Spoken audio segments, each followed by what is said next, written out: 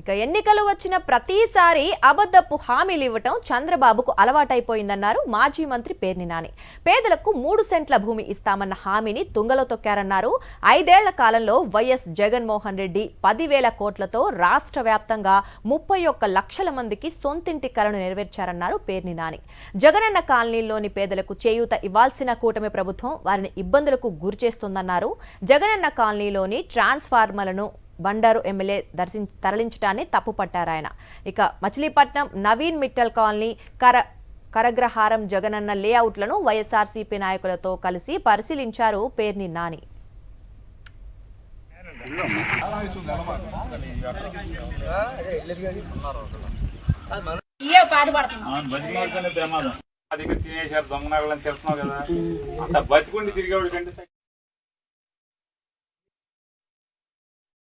ప్రజల్ని ఓట్లు అడుక్కునే ప్రతిసారి స్థలం 3 సెంట్లు అని చెప్తారు. ఆయన వాగ్దానం 1,50,000 ఒక 5 ఏళ్లకి, 3 లక్షలు ఒక 5 ఏళ్లకి, మళ్ళీ ఒక 5 లక్షలు ఒక 5 ఏళ్లకి, ఇలా 5 ఏళ్లకు ఒకసారి రేటు పెంచుకుంటూ ఇంటి స్థలం 3 సెంట్లు ఇస్తానని చెప్పని వాగ్దానం చేసుకుంటూ వెళ్తమే తప్పితే ఆయన జన్మలో ఇంతవరకు ఒక్కడికి కూడా ఇంటి స్థలం ఇచ్చిన పాపాన పోలేదు నారా చంద్రబాబు నాయుడు గారు.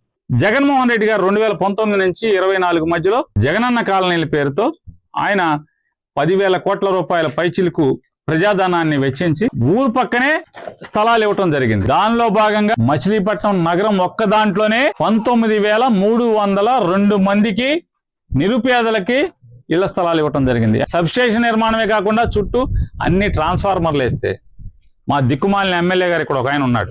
బెజవాడి నుంచి ట్రాన్స్ఫార్మర్లను తేవడం, శాంక్షన్ మంజూరు తేవడం చేతకాక ఇక్కడి నుంచి జగనన్న కాలనీలో ఉన్నటువంటి ట్రాన్స్ఫార్మర్లను ఓడబీక్కెళ్ళి బందర్లో తనకు కావలసిన చోట తన తాబేదారులు బ్రోకర్లు ఉన్న చోట ఈ ట్రాన్స్ఫార్మర్లు చెడిపోతే బిగిచ్చే పరిస్థితి. మరి జగనన్న కాలనీని పట్టించుకునేది ఎవడు? ఇక్కడ పేదోళ్ళ గురించి ఆలోచించేది ఎవడు?